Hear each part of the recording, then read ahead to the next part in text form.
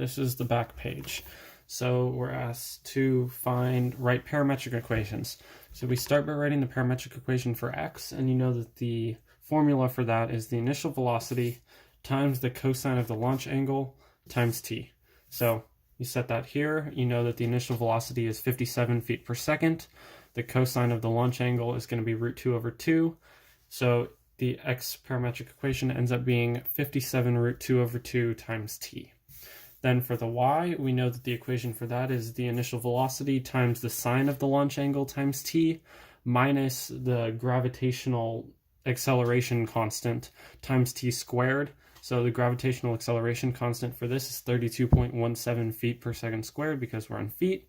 So you end up writing out this equation, 57 root 2 over 2t minus 32.17 over 2 times t squared, and then because you have an initial height of 6, you add 6 to the end of the y equation.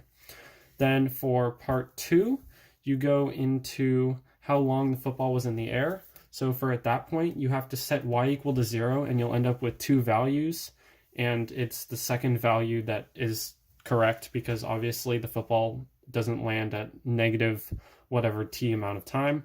So you simply set this y equation up here equal to 0.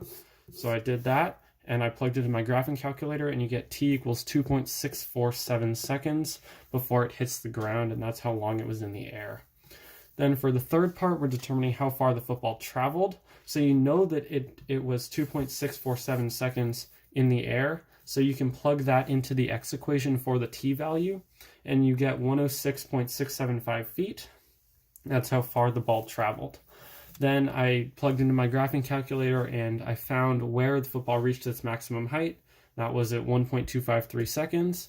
And then that maximum height that it reached was 32.249 feet in the air.